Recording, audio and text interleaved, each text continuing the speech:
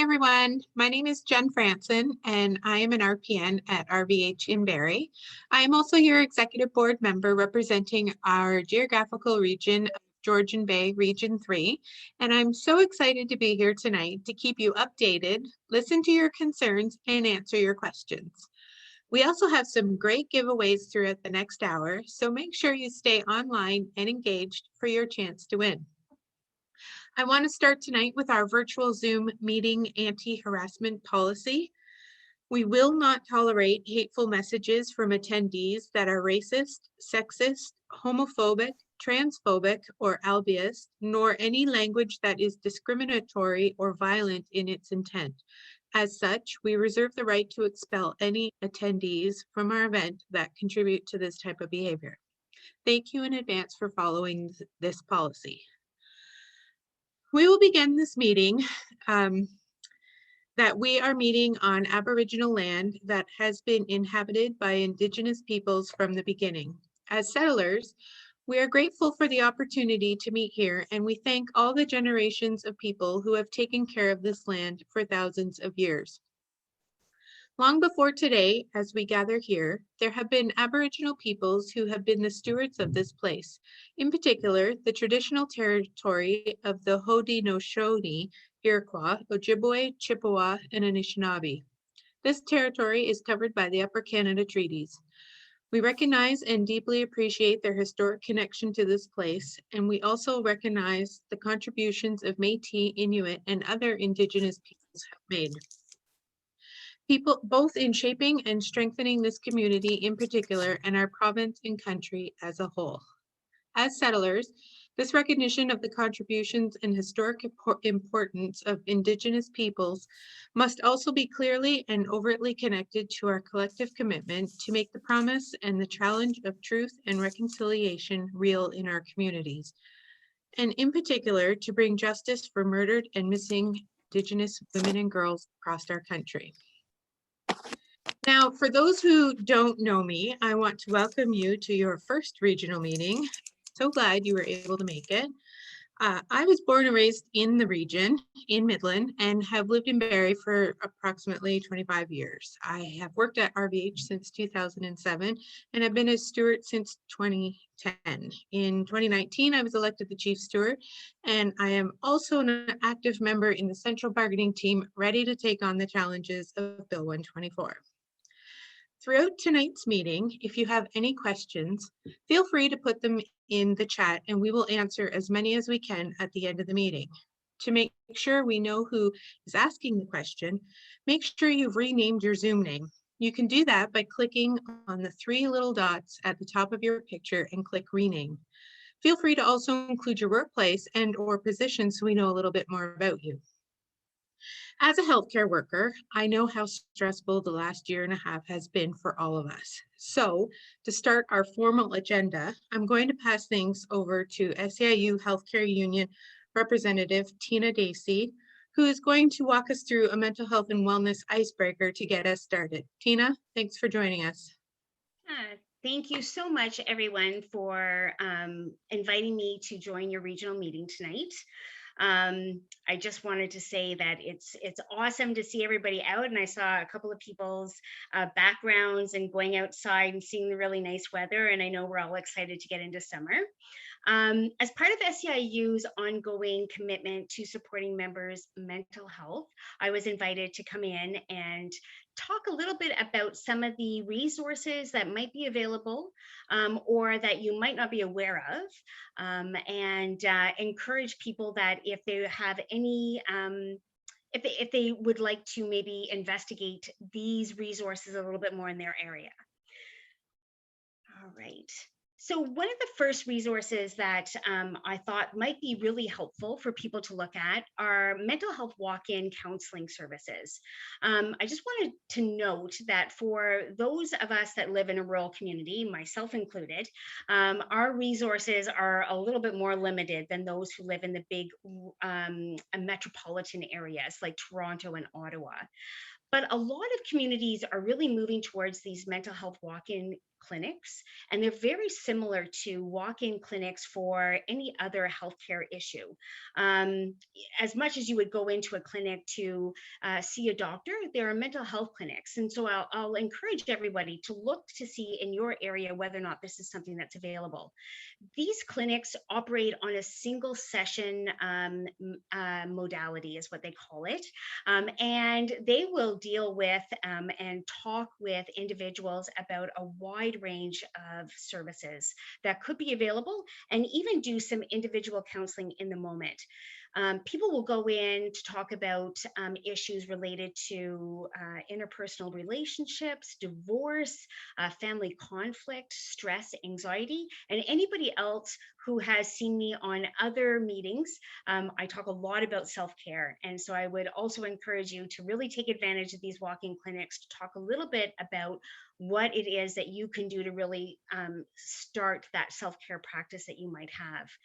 These counseling services generally do not need an appointment. The one thing that I would say is if there's a walk-in clinic that is operating with mental health support, I would encourage you to call ahead. Find out what times, whether or not they are booking appointments or whether or not it is a walk-in and kind of first come, first see, just because I just don't want anybody to get held up. But these are usually no appointment is necessary. And the one great thing about the walk-in clinics is if you're in a place in your life where you need or are looking for more ongoing services, a walk-in clinic can be a great place to find out what services are available, and they will refer you on to services. So for those of us that might be able to deal with whatever's going on in the moment in our lives in that one day, if you feel like I might not be able to talk about what's going on, I think I might need to see people on a more ongoing basis, a walk-in clinic can be a great place to start. So I know that I talked to Corey ahead of time, and I know that this presentation will be mailed out to everybody. I have included some links and some websites for the bigger metropolitan areas. They can be interesting for people to look at just in terms of what these clinics look like. If you're curious to see whether or not it might be a good match for you, then I would encourage you to touch on these links just to see. So we've included one for Toronto because they do have quite a expansive walk-in clinic service. And we've also included one for Ottawa. All right. Now, if you're in a rural community and you don't have a walk-in clinic service available to you, then I would encourage you to go to ementalhealth.ca. This is a one-stop shop service for all the mental health services in your particular area. And you can go in, there's a search engine at the top of this website. You can type in what region you're in, and it'll pull up all the mental health services in your area. They also include information sheets. They include all of the training that might be in your area or close to your area. You can search based on a diagnosis. You can search based on age groups. It is such a great resource. In my previous life before joining SEIU as a staff member, as a social worker, and I gave out this website basically to everybody that I met. It is so rich. It has fact sheets, pretty much well anything that you want to look up, you can find it on eMental Health. The other resource that we wanted to share with you tonight is respiteservices.com. Just in recognition that in this kind of crazy period that we're going through, we recognize that there are many members that are taking care of or are primary caregivers to members of their family. And so respiteservices.com is a website, again, very much like eMental Health, where you can go in, you can key in or type in your region, and it'll pull up all the people who are available and trained to provide respite services in your area. The cool thing about respite services is you can actually place an ad as an individual or as a family member who is looking for someone to come in and give yourselves a break. And I do recommend, I am a big healthcare advocate and recognize that those of us that are taking taking care of children or family members, that we all need to have that break. We all need to have an opportunity to recharge our batteries. Respite Services allows you to put in an ad, and it just connects the workers with the family. They'll actually email you all of the workers who are in your area that are willing to take on new clients. And you get to interview those people. You get to hire them. You're in charge of Respite Services. So it might be a resource that some of you might not be familiar with, particularly with COVID going on. You might be a caregiver that's new to caregiving in terms of that whole family aspect. So Respite Services can be a great place to start to look at just getting that break that you need to recharge your batteries. And we all know that right now it is so important. In fact, I would say more important than ever that everybody on this call recognize that they need to have an opportunity to take care of themselves. And we really encourage everyone to take care of themselves. All right. So thank you very much for inviting me on tonight. And I'm going to throw it back to Jen. Thank you so much, Tina. I want to remind everyone that no matter how busy and stressful things get, you need to take time for yourself and do what you need to do for your own mental health and wellness. I am now going to pass things over to SEIU Healthcare President, Charlene Stewart, who I'm excited to have joining us tonight. She is also here to answer your questions, which we ask you to put in the chat, and she will get to them shortly. Thank you, Charlene, for joining us. Would you like to share a few words? Absolutely. Thanks, Jen. Hi, everybody. Boy, I'm starting to see some of you so often you feel like family. Well, you are family, but you know what I mean. It's nice to see all of you again, and sending in a big hug. And Tina, thank you so much. I really appreciate your advice. How, I listen to it and I think, yep, we all, including myself, need to take care of ourselves.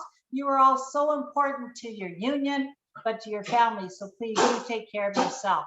And I want to just thank you for joining us tonight and saying that every day when I look at the news, how many, COVID illnesses we have, how many cases we have, it keeps getting lower and lower and lower. And two things come to mind when I see that. The first thing is, yay, we're one vaccine closer to getting together faster. And I can't wait to get together with all of you physically to be able to, whatever we're going to be doing, high-fiving or whatever. I just want to so much get together with you. So every vaccine that's happening, we're getting closer to that. The second thing I think of is we can't forget 2020.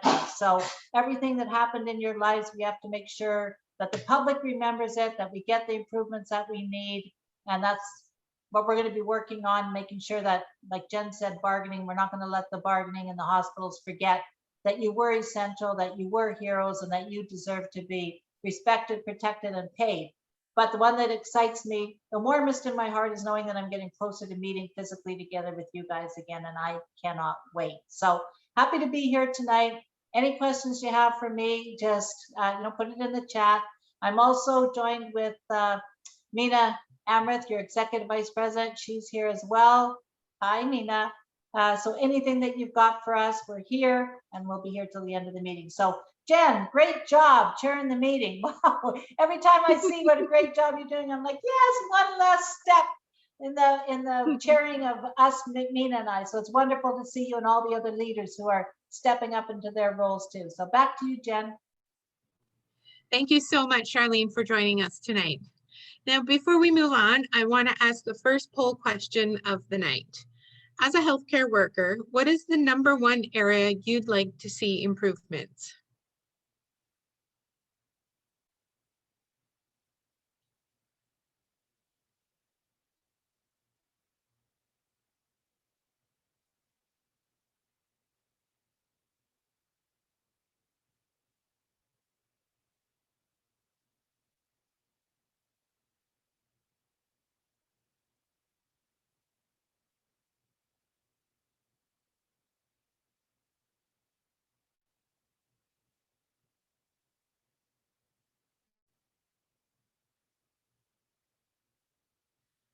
Right. So topics like workplace safety and WSIB have never been more important than they have been in the last 18 months. And I think it's safe to say that they will continue to be topics on top of everyone's mind moving forward. I am happy to introduce our next presenter, Brenda Snyder, who works in SEIU Healthcare's WSIB department. Brenda, thank you for joining us. Thank you, Jen. I'm just going to share my screen here.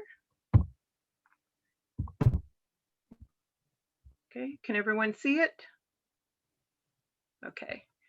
So good evening, everyone. Thank you for inviting me to your regional meeting tonight. This information that I'm going to provide you, some of you may know, and some of you are going to know a bit more after this about your health and safety and your rights to know, and as well as important information. Okay.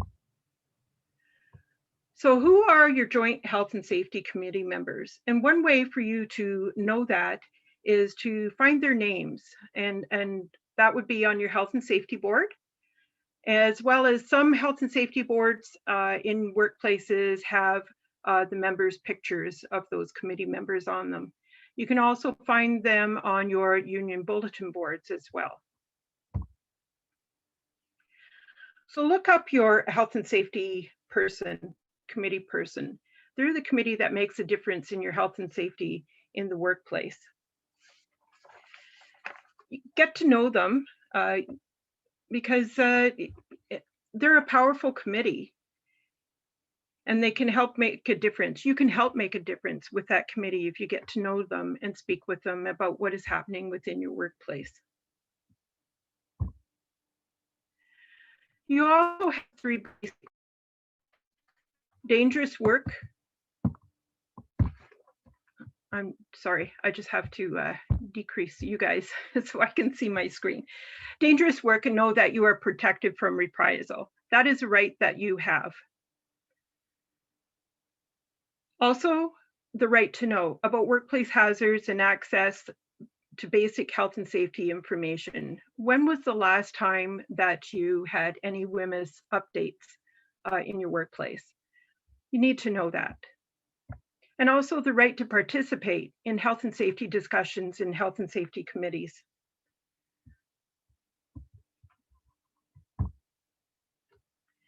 You also have a right, if you have a health and safety issue or concern, to first notify your supervisor or manager and have a good discussion with them. And discuss the issue or concern, see if you can get it resolved. And if not, at their level, they may have to go higher up, get a date of when they can get back to you about your concern to see about resolving it. And after that discussion, if it isn't resolved, or if the employer or your supervisor or manager hasn't gotten back to you by a certain date, you can fill out a workplace health and safety complaint form and contact your Joint Health and Safety Committee member as well. Sometimes they may not know that there is an issue within your workplace or your unit that you're working on. And also what you need to do if you have an injury or an occupational illness or disease that occurs, report to the employer as soon as possible. Seek medical treatment immediately or as soon as possible. Do not delay in seeking treatment. If you do not do these immediately or as soon as possible, it could delay your claim or it could be denied, in which then it would take a few months to resolve. Ensure a workplace incident report is filled out. You're entitled to a copy of that incident report, so make sure you get it. Sometimes they go missing. An employer is legally obligated to send a Form 7 to the WSIB should you seek medical treatment or work duties are modified or accommodated for several days. So make sure that you get a copy of that Form 7, you are entitled to it, and a complete copy of that Form 7 if they make any comments on it as well. And ensure your Joint Health and Safety Committee member is copied in on it as well, so that they can look to see if there's any issues within the unit you're working on. And be able to assist in resurrecting or resolving that issue. So remember, it takes a village, and a village is your workplace. And it takes all of you to make sure that you're healthy and you're safe, and that you go home to your families safe and healthy as well. And thank you for letting me talk to you tonight. Back to you, Jen.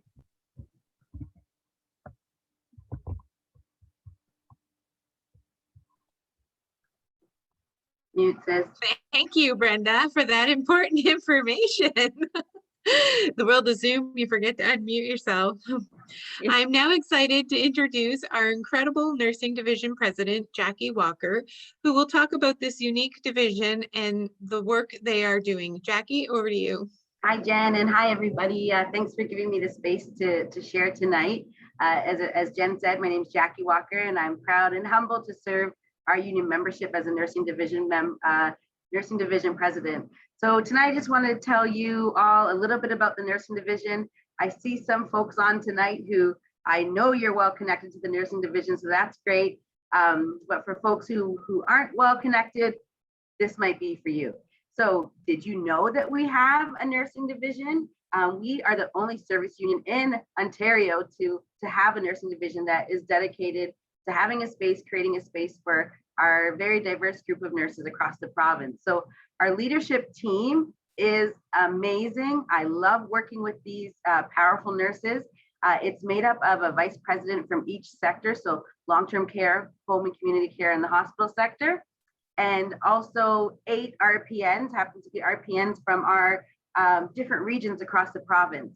So these nurses have been busy. And if you are an RPN in the hospital sector, at least I know you've probably heard from a couple of them over the past few months while we're gearing up and sticking our feet into the ground for bargaining.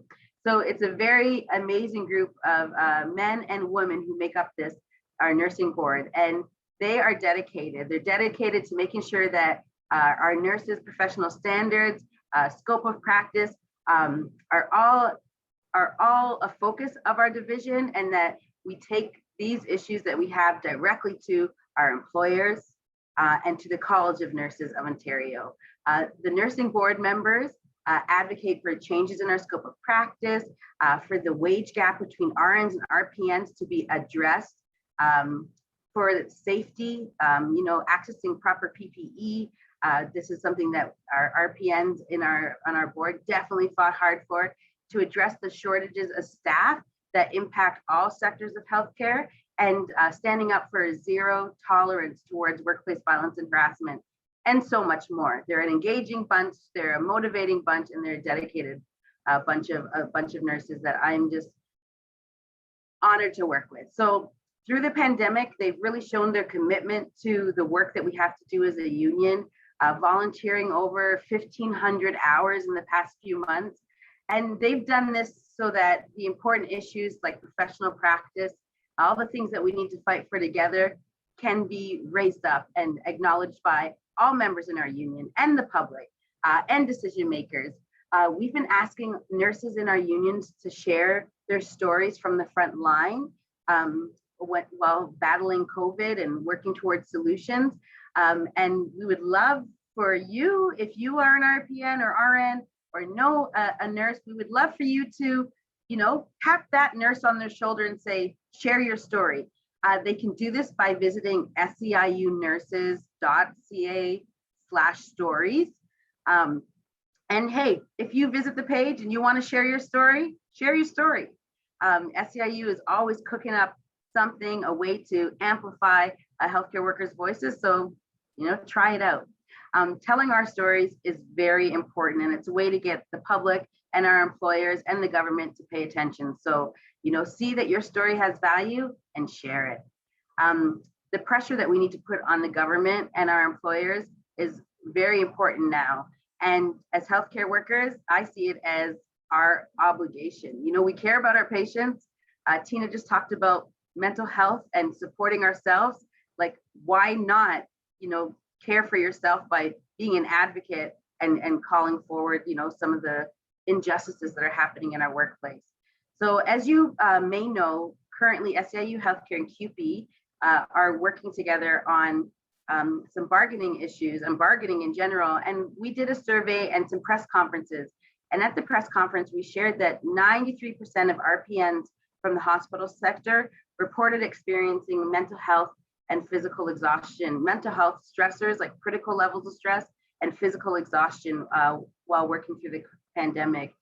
66% of RPNs reported witnessing a coworker experiencing workplace violence, and 1 in 3 RPNs reported that they're not receiving paid time off when it's time to isolate. And you've probably heard it from Charlene, myself, and other leaders in our union that we're sharing these findings to really raise up the work that needs to be done and the changes that need to be made across every sector, across every region in our awesome province, and to let people know that it's okay to share, and it's okay to not say I'm feeling 100% today. We go through that, and I really appreciate you, Tina, because you know, we've had a couple of sessions together and chipping away. I know that just in the past week, I reached out for the first time to get mental health support and to have somebody to talk to. And I only think that's possible because the nurses and the people who are on this call and, you know, part of our union, helping me know that that's okay.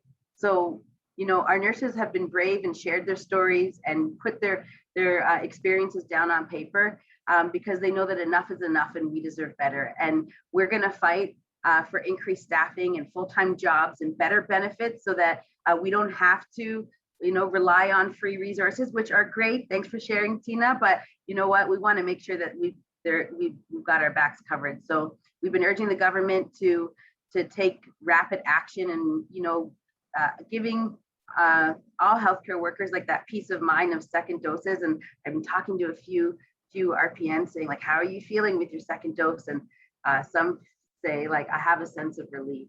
And so a sense of peace. And I think, wow, to have that after the past 14 months of basically chaos is just amazing. So we're going to keep putting the pressure on to make sure that the government makes good decisions like allowing healthcare workers, frontline workers to have 2 doses faster than they originally planned. If you want to find some updates about the nursing division, how you can get involved, how you can, you know, plant the seed to a nurse you know to get involved, you can visit seiunurses.ca. We've got a lot of updates, a lot of resources, including our recently published Scrubs and Scopes magazine, which is what I've been calling Hot Fire. Check it out. There's a lot of great info, a lot of great stories from the nurses in our union. And we just had a meeting today to get the next edition up and coming. So check that out while that's there. There's also education webinars that are online that our nursing board has recorded and put there. So if you have a nurse who's looking for more information, send them the link. It's there to share, and we would love for you to do that.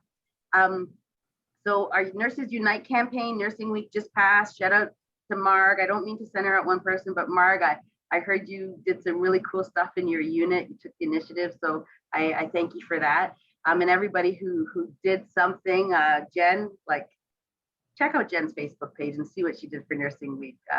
It was just awesome. But we also did a public awareness campaign so that the public can start to see the important roles that our nurses, the nurses in our union play in healthcare every day. And there's a really awesome part of the campaign where we ask the public to share a positive story or thank a nurse or send some positive affirmations to the nurse. And you could probably spend an hour and a half on there reading. I encourage you to check that out if you're feeling a little down, if you need some encouragement, even if you're not a nurse, there's messages for everybody there really. But do check that out, and you can find that by going to the seiunurses.ca landing page, and send your own message if you want. I really appreciate the time tonight. Hats off to Jen Franzen, really super awesome RPN in our union. With that, I'm going to hand it back to you, Jen. Thank you, Jackie. And now to deliver some important information, I want to introduce Corey from SEIU Healthcare's communication team, who's going to talk to you about the brand new SEIU Healthcare mobile app. Welcome, Corey. Good evening, Jen. Thank you so much. And I will cheat a little bit here and say that if you do have questions about the app, I will take them now. Our next speaker is not here yet, so I do need to kill a little bit of time. So I will, we have 2 meetings happening at the same time tonight, so we'll switch things up a little bit on the fly. And if you do have any app related questions, I'm happy to answer them. Somebody else on here that can probably answer them as well is Brad May, who I shouted out in the chat, but shout out to Brad. Nobody has referred more people to the SEIU Healthcare app than Brad. So I just want to recognize the awesome work that Brad has done spreading the word on the app. We're really thankful for his support in making the app better and getting more folks on it. So I'm going to run everyone through a quick PowerPoint here.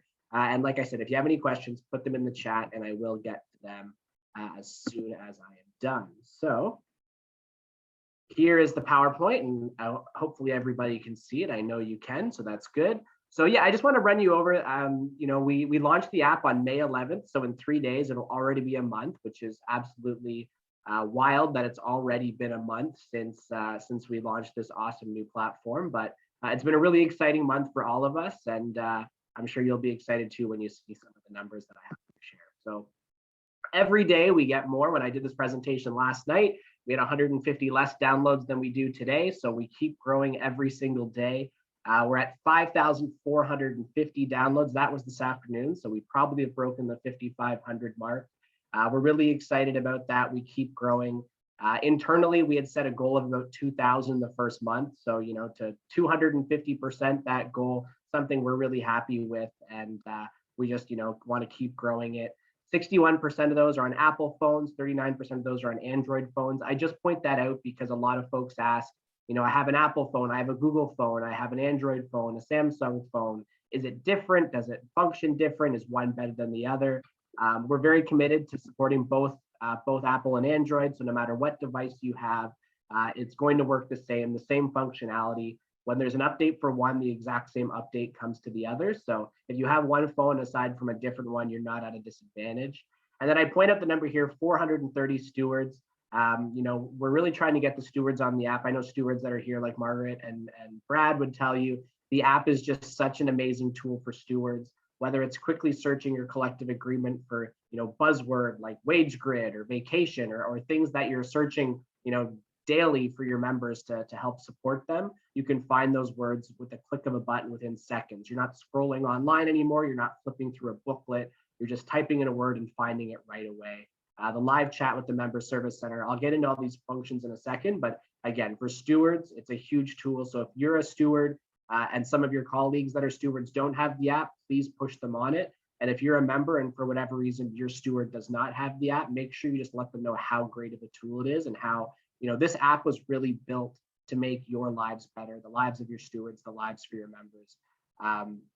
When we built this app, we did so much research on other unions apps, whether it's, you know, ONA has one, and, you know, a lot of unions have the app, but what do? Most of them are just news. It's basically their Facebook page on an app.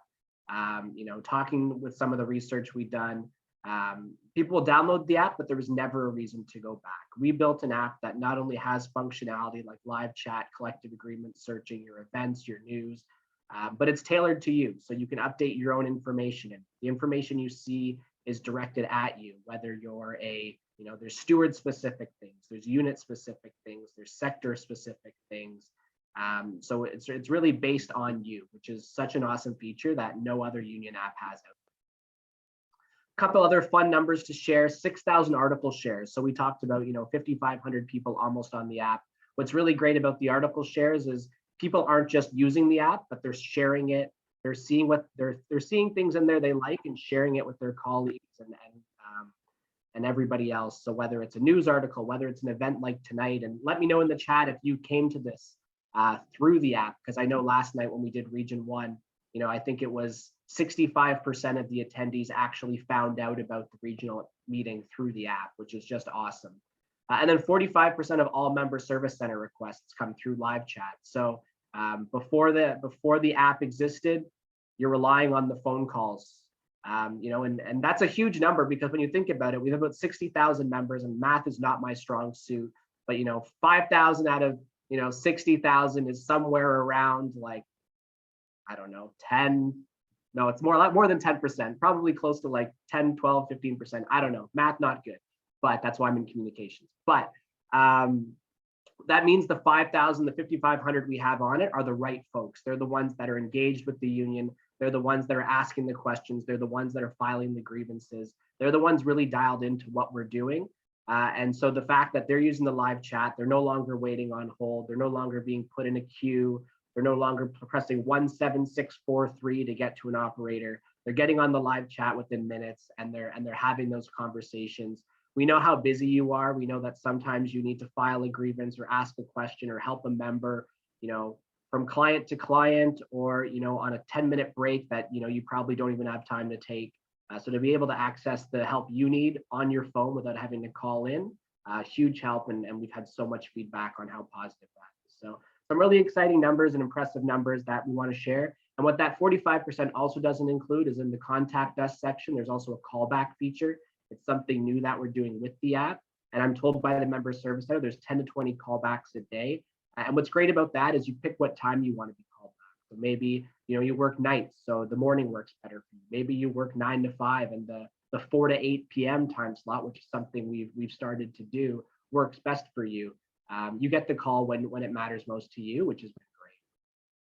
So if you don't have the app, and we're going to do a poll question soon, but I'm hoping everybody does have the app, just a really quick walkthrough on how to get it. You're going to go to your Apple App Store, Google Play Store, search for SEIU Healthcare. When you find that beautiful purple logo you're so familiar with, you're going to click on Get or Download, get it on your phone. It doesn't use a lot of data. It's a very small file size, so get the app on your phone.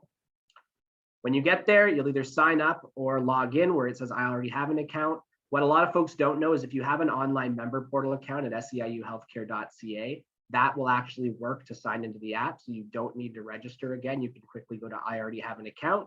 If you don't have that account, you just go to sign up, let us know you're a member, put in your member ID, fill in your information, and you're there.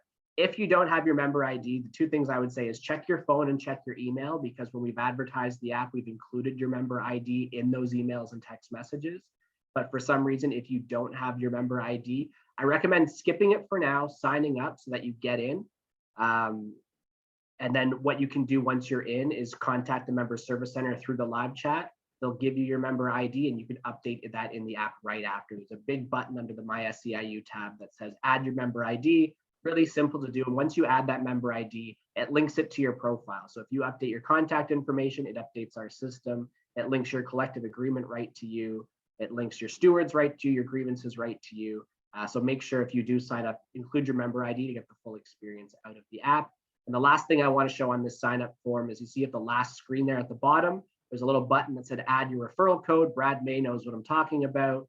This is where you're going to add that 6-digit referral number for a chance to win something, and give whoever referred you a chance to win something as well. Right now, we're giving away iPads. That'll be given away sometime in July. So if you haven't registered, make sure to get a referral code, put that in. If you did register and didn't put in your referral code, don't panic. Everyone that downloads the app will have a chance to win. This is just for bonus entry. Again, I talked a lot about these throughout, but the big features in the app, obviously you can view your collective agreement. It's fully searchable. Our amazing clerical team literally broke down every single collective agreement we have, article by article, inputted it piece by piece so that it's fully searchable, so that you can use the table of contents just to give you the best experience possible. We've talked a lot about the live chat, news alerts, so whether it's an event, whether it's a petition, whether it's SEIU doing something awesome with the government, like our victory today, which Christoph, I'm sure we'll touch on, he's here now, on Bill 254 today. All that stuff's going to come right to your phone. You don't have to go searching on our website anymore, our social media anymore to find the information. It comes right to you. Please still go there, because we like to have traffic and people on our social media and the comments and the likes and all that. But we know you're busy and don't always have time to check that stuff, and that's the best way to get information is through the app. And events, like I said, I'm sure a lot of you came in through today through the app. We have a lot of great events coming up, which we'll touch on later, but everything's always available in the app, when it is, where it is, and the ability to add it to your calendar, which is such an amazing feature. My last slide here is obviously with every launch, there's been some issues, and I'm sure some of you have run into them. We had the collective agreements perfected before launch. The minute we launched, we lost, I think, a third of them. We fixed it within a couple of days. If for whatever reason you're still not seeing your collective agreement, it probably means you have to update your app. And as with every app, whether it's Facebook or Twitter or whatever you have on your phone, you have to usually update it once a week. They release updates, bug fixes, improvements. We're the same. So every 2 to 3 weeks, we'll be releasing a new update that will allow you to access new features. We have longer term features, which are obviously going to take months to do. We want to include e-learning in here. We want to include a chat function, a bunch of different stuff. That takes a little bit longer, but as far as smaller fixes and smaller updates, for example, we're working on an update right now that will allow you to contact your stewards with a click of a button. It won't show you what they're, for stewards that are on here, we're not going to publicize your email address, but there'll be a button that will actually allow folks to send an anonymous email to you so that if they have questions, they can contact you. Another update right now, it just shows the chief steward for stewards. We'll be adding all the stewards to the app in the next few weeks to a month. So every couple of weeks, we'll be adding new features.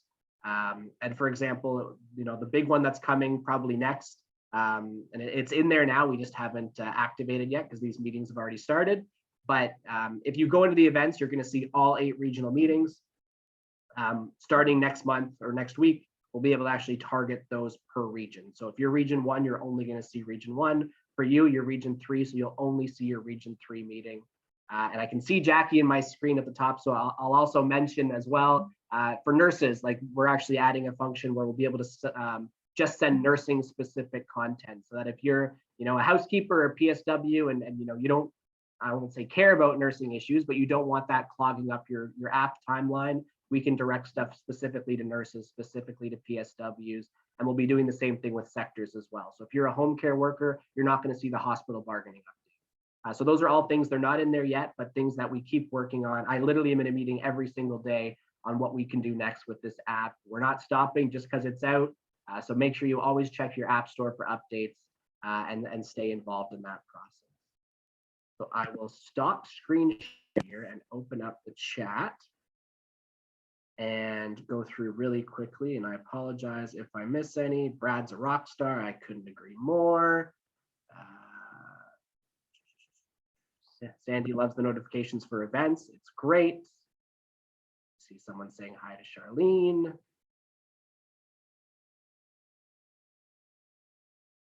Is there a contact info for? Is there a contact info for your? To answer that question, that was something that we did have originally. We pulled the plug, and I'll be very honest, we pulled the plug on that right before we launched, just because we know a lot of our stewards don't want their information publicized. That's why I said in a future update, which we're hoping is going to be soon, there will be a contact your steward button on there, so that we're not putting anybody's personal information out there, but we're still, increasing that communication between the members and their stewards. So that's something I would look out for probably by the end of June, early July. I think I did see one more. I've downloaded the app, but not been able to, doesn't recognize the member ID. So whoever S's iPhone is, and I recommend everyone changes their name just so that we know who's here. But that's something I would contact the member service center about. I'll also put my email in the chat. You can email me directly. There's sometimes, we've had here and there a member ID, whether it's not working or there's a verification process. For example, when you sign up, to make sure it's you, because obviously we don't want somebody signing up as you. So there's a few security things that we have built into the app, so that your email address we have on file has to match your member ID, which has to match your name. That way we know it's you when you sign up, so nobody has information to your own personal information. So there's tricky things like that. Maybe when you gave us your email address, there was something wrong with it. It was entered wrong. A bunch of different possibilities, but there hasn't been an issue I haven't been able to fix yet. So I'll put my email address in the chat. Feel free to reach out and we'll get you on the app. But thanks Jen for giving me the time to speak about it.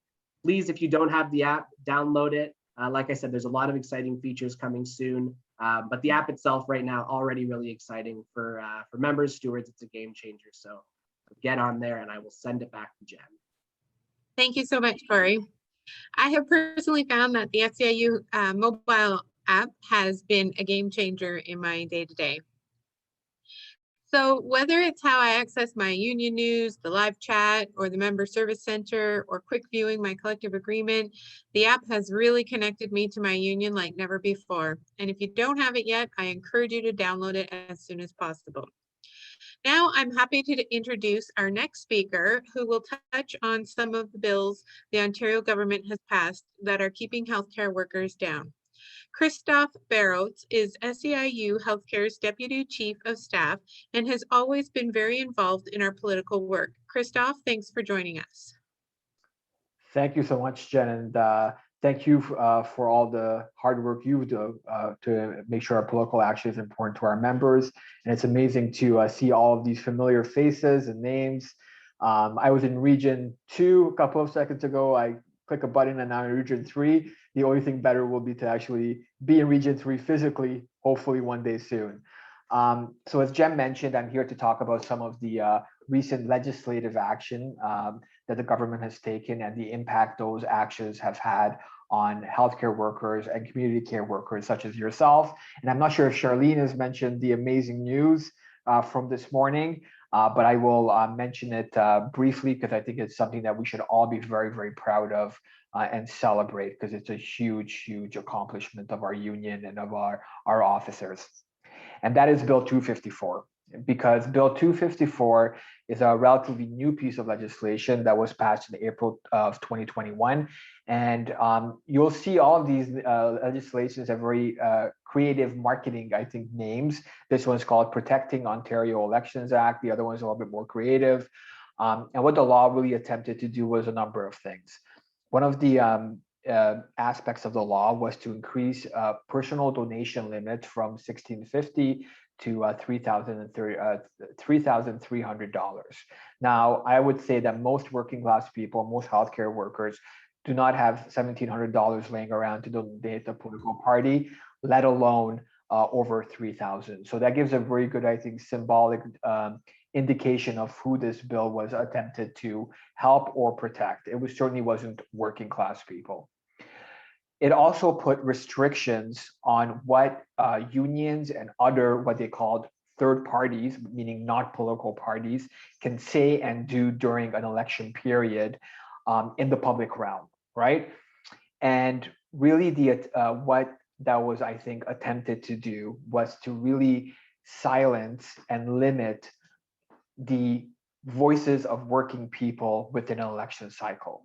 And the election cycle, that was another piece of this legislation, was usually 6 months before the election, right? So we know the election is June 2nd, 2022. 6 months before that, these restrictions kicked in. This legislation, 254, extended to a whole year, to 12 months. So a year before the election, anyone who's not a politician couldn't really put any kind of subject matter in the public realm with any resources behind it that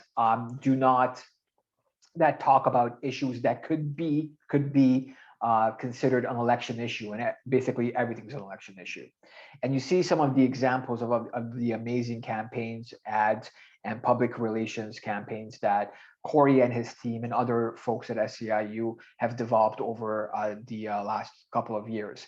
Time to Care was super impactful. That was one of the long-term care ads and campaigns that ran.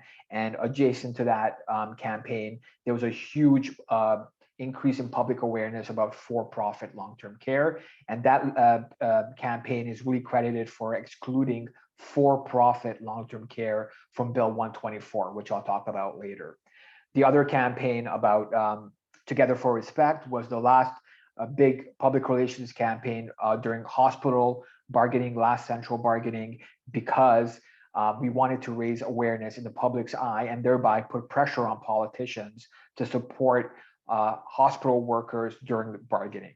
And the finally stuck in the past was a home care campaign that again wanted to raise awareness and put pressure on decision makers by advocating and amplifying the voices of home care workers and clients, right? So 254 attempted to kind of stop that because the government was afraid of what healthcare workers are going to say and their union is going to say during an election period that is going to hurt their chances of getting reelected, right? The big thing today, this morning, was that under the leadership of our President Charlene Stewart, Mina, Tyler, and a lot of other folks at SEIU, and coupled with some other like-minded organizations, there was a court challenge on Bill 254 saying that it unfairly restricted and impacted the right of free speech. And this morning, the court ruled in favor of that argument. So the provisions of the act that talk about third-party spending and the limitations on that and the restrictions of what you can say within that 6-month period or 1-year period now as well are now void because of this court ruling. So I think it's fair to say that we should all be very proud of the actions of our union. And this is a huge point of celebration because we can now go back to what we were doing before without these unfair, really mean-spirited attempts at limiting the voices of healthcare workers. It's very possible the government's going to appeal this decision and they may go to the Superior Court or the Supreme Court, but I think this is a huge, huge step forward, and it gives us a lot of opportunity to amplify your voices as health and community care workers.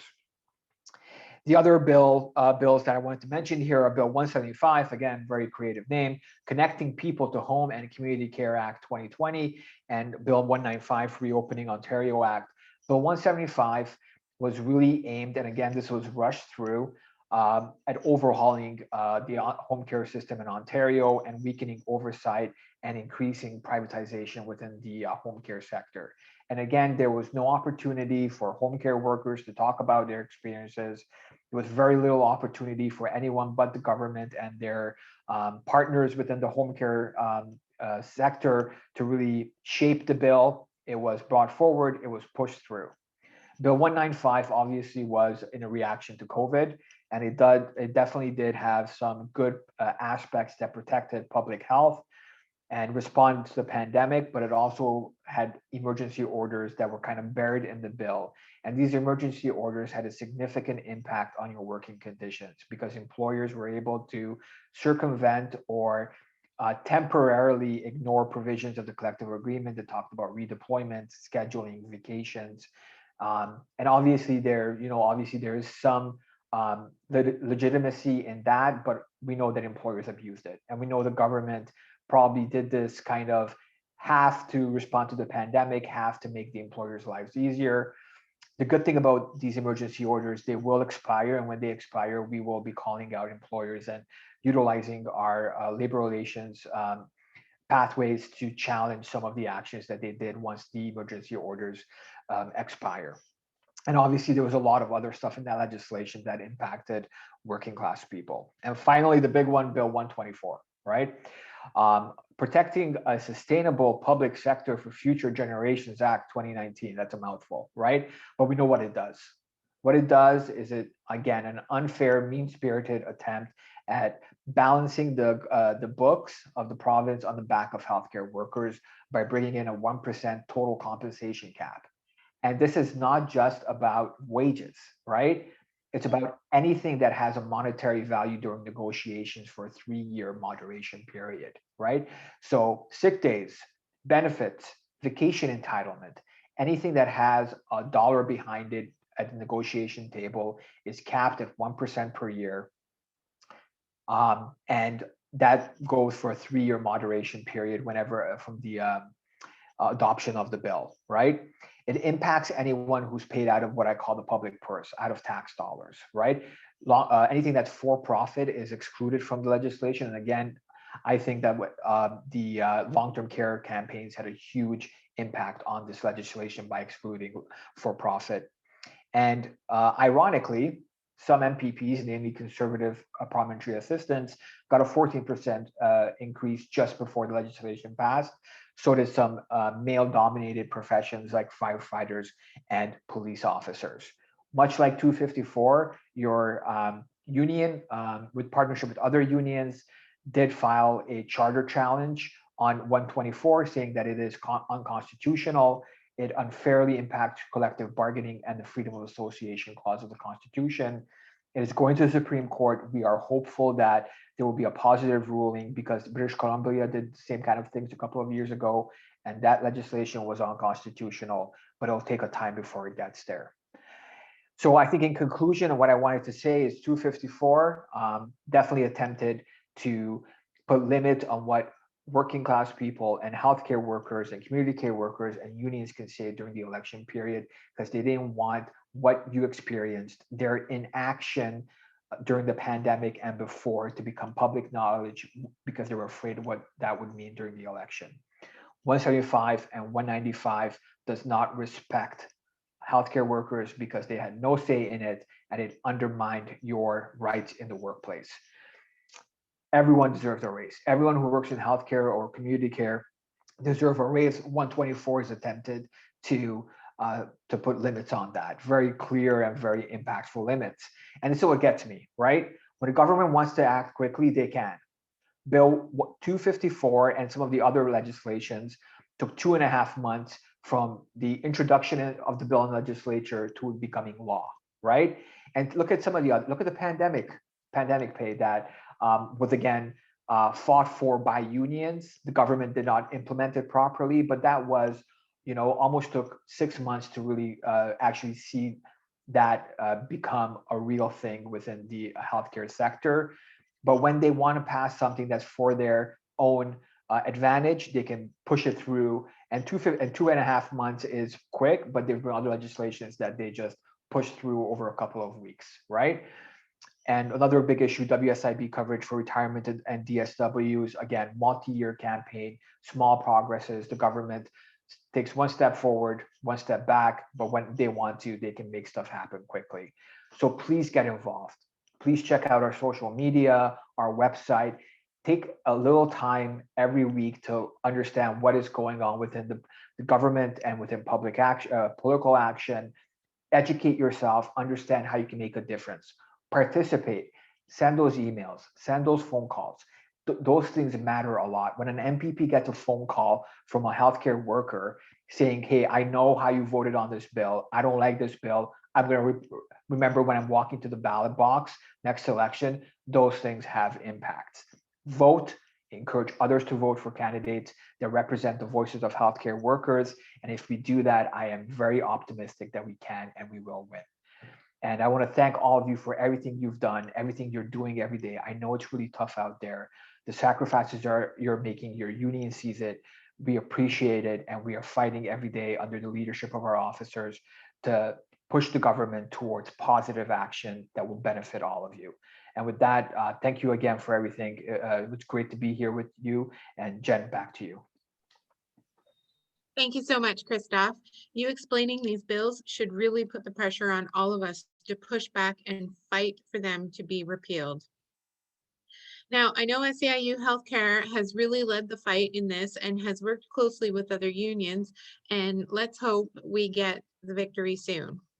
Before we move on to questions, we do have a few more poll questions to ask, and then we have our giveaway. First, our poll questions. Have you downloaded the SEIU Healthcare mobile app yet? And have you gotten the COVID-19 vaccine?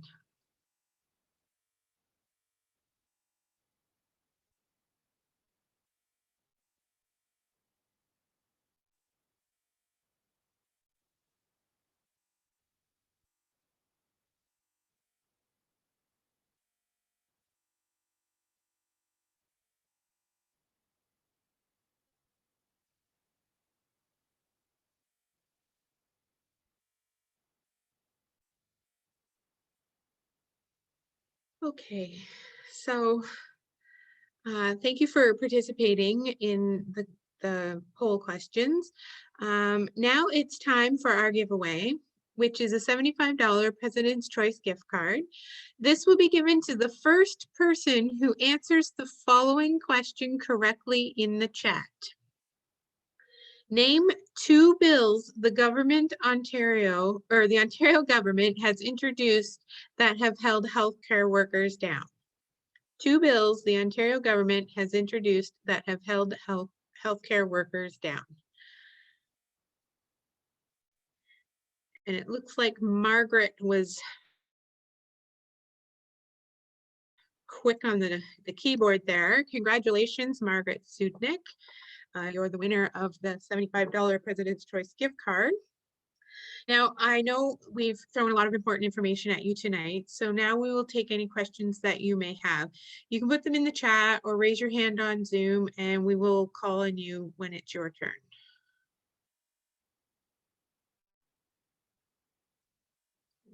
Any questions?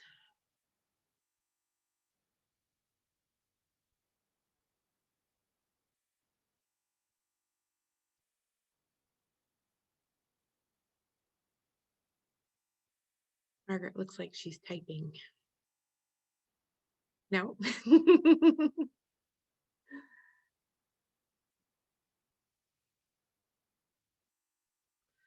All right, so if there's no questions at this time, before we go, I just want to highlight some upcoming events. We have 2 upcoming Facebook lives this month. On June 22nd, we will be celebrating Filipino Heritage Month, and on June 29th, we will be celebrating Pride Month. Both events start at 7 p.m. and will be live streamed on our Facebook page. Also, Purple Day is fast approaching on July 16th. So start making our plans to celebrate. For more details on all our upcoming events and initiatives, make sure to download the brand new SEIU Healthcare mobile app. I want to thank everyone so much for attending tonight. It's been great to see all of you again, and I look forward to seeing you all at our next regional meeting, which will be in the fall. We are putting a feedback survey in the chat, and you will also be emailed it along with a copy of this meeting tomorrow. Please fill it out so we can learn more about what you'd like to see in these meetings. I also want to remind everyone to follow SEIU Healthcare on Facebook and Instagram. On Facebook, you can find us under SEIU Healthcare Canada, while on Instagram, we are at SEIU Healthcare. If you didn't get to your question tonight, or you have a new question that pops up, you can contact our Member Service Center at 1-877-672-7348, Monday to Friday from 8:30 to 4:30, and someone will be happy to help you. You can also access the Member Service Center through the new SEIU Healthcare mobile app. Thanks again for joining me tonight. Keep an eye on your email for the date and time of our next meeting, and I look forward to seeing you then.